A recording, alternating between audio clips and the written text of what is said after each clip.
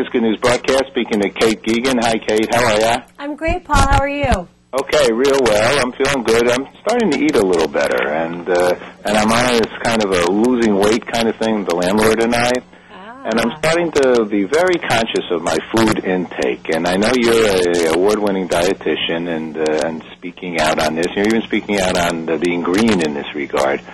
And so are there some things that are worthy of consideration that you can share with us? Absolutely. It's totally going to give you the edge over your landlord in this weight challenge. He already stood in the window naked. Oh, my God.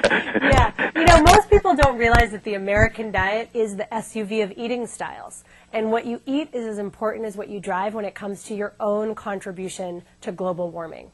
And it lines up beautifully because the nutritionist in me sees that what makes for greener eating is also much better to lose weight and have more energy and fight chronic disease. Okay, that makes sense. So how do we go about doing that? Well, the key is to pack your diet with what I call lean and green superfoods. Now, these are things like fruits and vegetables, grains, beans, soy, nuts, in other words, plant foods. Research has shown that adding more of these foods to your diet and pulling back on the animal products a little bit can be as effective as moving into a more fuel-efficient car.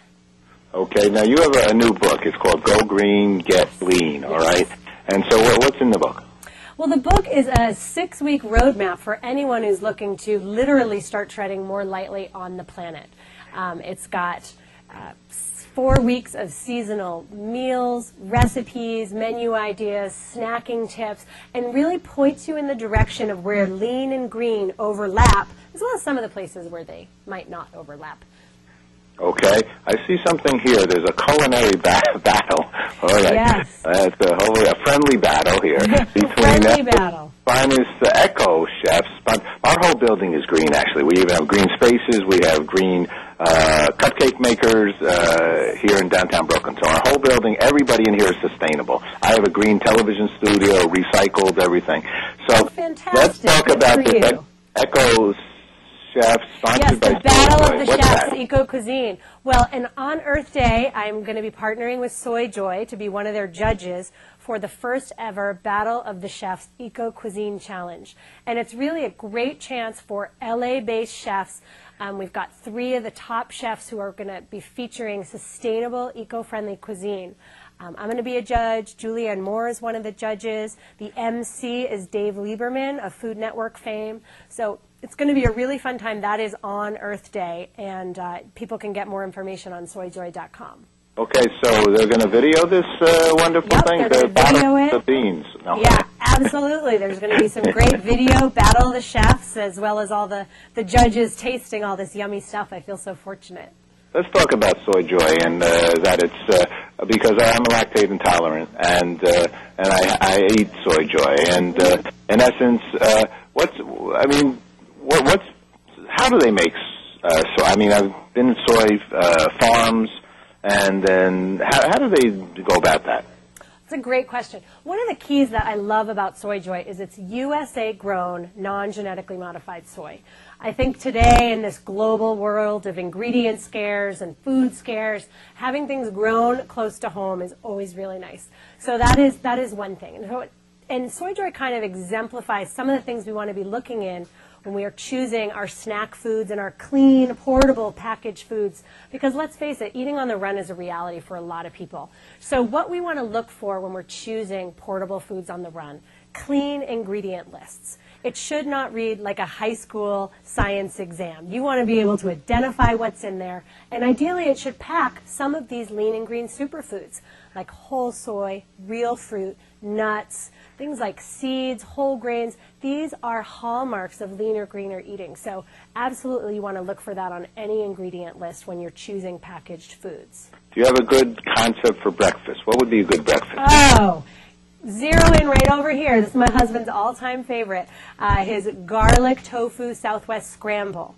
It's got black beans, salsa. You can top it with hot sauce, avocados, guacamole. The really nice thing about this is it keeps you energized for hours in a really low-calorie package, also in a greener package as well. So even the most avowed carnivore will like this. And I think it's helpful to point out I'm not promoting a vegan or a vegetarian diet, but really bringing plants back to the plate. I call it a flexitarian diet, where you still get to enjoy animal products just in smaller portions and less often. But that's what we've been talking about for years, right? That's nothing new from nutritionists. Not at all. And natural food and biotic-free as you know, unspray-free. Stick to whole food, minimally processed as much as you can. That's really not only better for your carbon footprint, but also better for your body. And what would be, is there any thought here, say, after dinner, you know, say earlier than you're going to go to bed? Is there any kind of snack at that point that makes sense?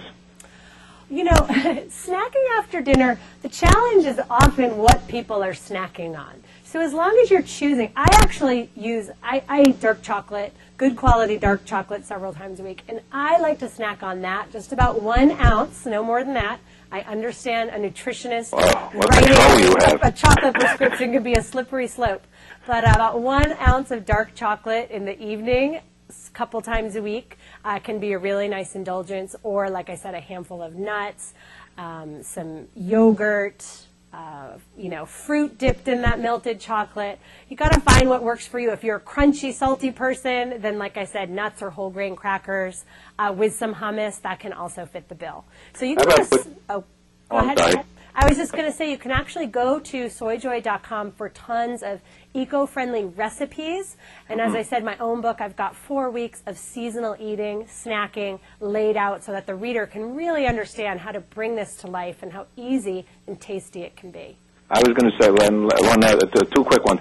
I was going to say, have your dinner dessert maybe an hour or so later, because then that was something that you would have had. Now you're going to have something else, but now you've postponed it to a later day. Yeah. It's a time management with food. I know that's been a big problem with me. What's good news for you? Last question. What's good news for me? Yes. Oh, gosh. Well, I'm really excited to be at the Culinary Eco Challenge on Earth Day. So I'm just really excited about that. I think that's going to be fun, and excited that the message of the book is getting out and resonating with people. All righty. Congratulations. Thanks so much. Thanks, Paul. Take care. Take care. Bye-bye. Bye.